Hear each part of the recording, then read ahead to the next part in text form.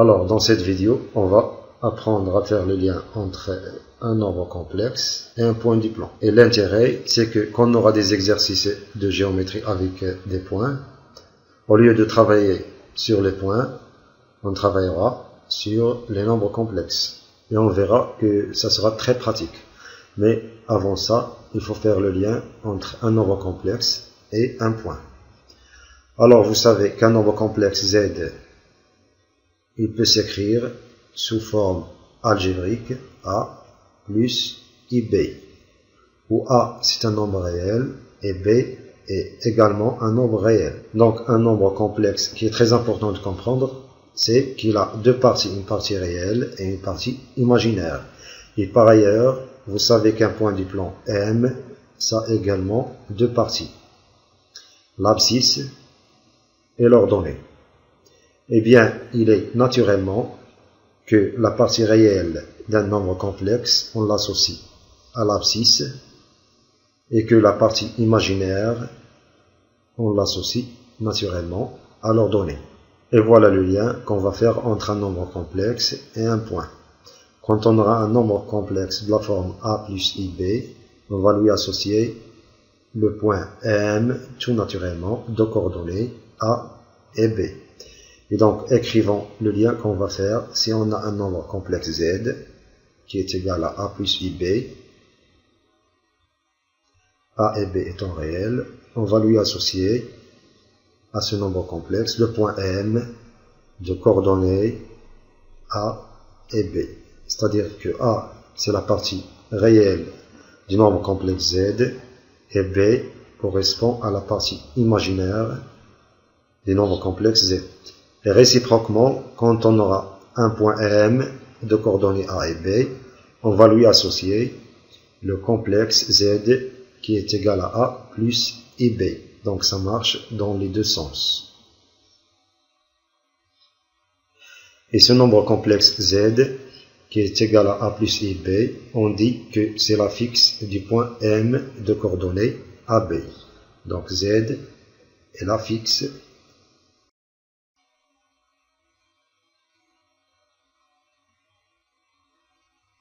de M. Et ce mot affixe, on va le retrouver partout où il y aura des complexes et de la géométrie. Donc c'est extrêmement important de comprendre ce que ça veut dire Z est l'affixe de M. Alors, beaucoup d'exercices commencent de la façon suivante. On vous dit que soit M d'affixe Z. Donc c'est extrêmement important que vous compreniez qu'est-ce que ça veut dire. Ça veut dire très simplement que M et Z vont être complètement réunis par la relation suivante. Si M est de coordonnées A et B, alors le nombre complexe Z s'écrit sous sa forme algébrique A plus IB, et réciproquement, si Z est donné par sa forme algébrique A plus IB, alors le point M est de coordonnées AB. C'est-à-dire que les coordonnées de M dépendent de Z, et Z dépend des coordonnées de M. Alors, souvent aussi dans les exercices, on écrit de la façon suivante. On écrit soit M, entre parenthèses, Z. Quand on utilise cette notation, ça veut dire que M est d'affixe Z.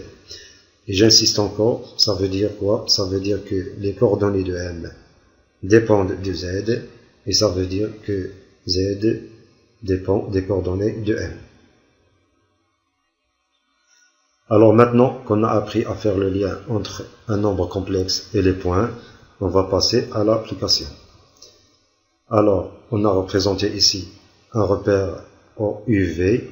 Donc, la première remarque est qu'on n'utilise pas le repère OIJ. Tout simplement, pourquoi? Parce qu'on aurait le I du vecteur et le I complexe de A plus IB. Ça sera une source d'erreur entre le I du vecteur et le I complexe. C'est pourquoi on utilise le repère OUV. Deuxième chose à signaler, c'est que lorsqu'on représente des nombres complexes dans un repère, le repère OUV, c'est un repère orthonormé. C'est-à-dire que les vecteurs U et V sont orthogonaux et ont la même norme. Et donc ici, je suis à 1 par définition, et ici, on a 1. Donc dans le schéma, deux carreaux représentent une unité. Alors ici, on place un point A, et je vais me poser la question, quel est son affixe? C'est-à-dire, quel est le nombre complexe qui correspond au point A? Eh bien, les coordonnées de A sont 2 et 1, 2, 3. Donc les coordonnées de A sont 2 et 3. Donc le nombre complexe qui correspond à A, c'est, lorsqu'on a A de coordonnées de 3, donc on peut lui associer le nombre complexe Z, et on écrit Z indice A, c'est-à-dire l'affixe du point A, qui est égal à 2 plus 3i. C'est aussi simple que ça. Donc l'affixe du point A, c'est le nombre complexe ZA est égal à 2 plus 3i. On va prendre un exemple. Si on a Z est égal à I, et on va se demander quel est le point dont l'affixe est I. Donc on peut l'écrire sous forme 0 plus 1 fois I. Et donc le point qui correspond à I, c'est le point M de coordonnées 0, 1. Et si je place le point M de coordonnées 0, 1, c'est exactement ici.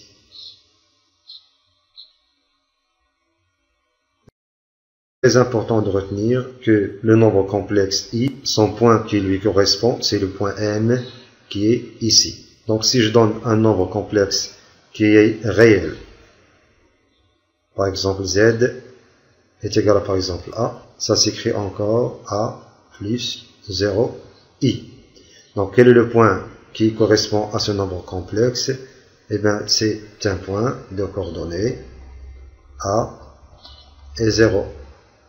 Et ce point de coordonnées A0, donc ça veut dire que c'est un point de l'axe des abscisses.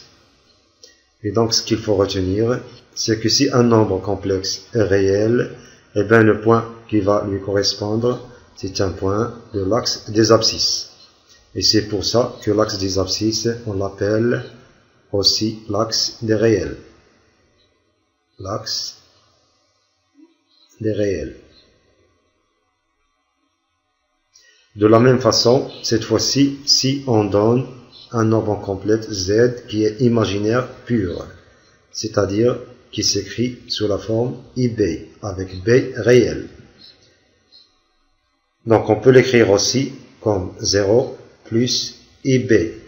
Ça veut dire que ce nombre complexe, il correspond au point M de coordonnées 0 et B. Donc, c'est un nombre complexe qui est imaginaire pur. Le point qui lui correspond, c'est un point qui a pour abscisse 0, c'est-à-dire un point de l'axe des ordonnées. Et c'est pour ça que cet axe, on l'appelle axe des imaginaires.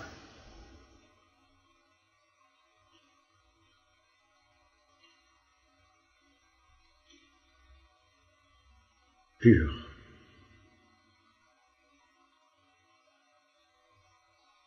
Donc il faut retenir la chose importante suivante. Si on prend par exemple un point C sur l'axe des abscisses, l'affixe de C, c'est-à-dire le nombre complexe qui correspond à C, ça sera un nombre réel. Et de la même façon, si je prends un point par exemple D sur l'axe des imaginaires purs, donc son affixe, c'est un nombre complexe imaginaire pur. Alors maintenant, on va se poser la question suivante. Si on prend un point M d'affixe Z,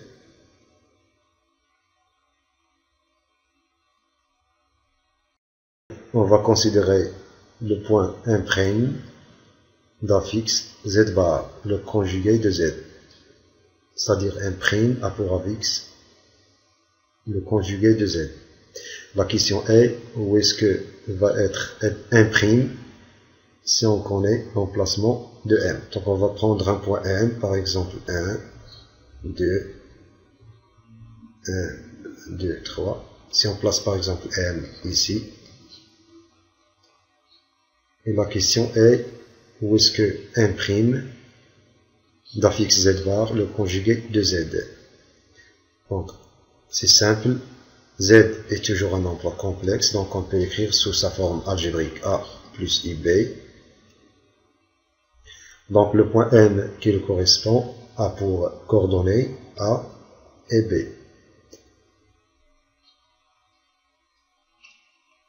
Et Z bar vaudra A moins IB.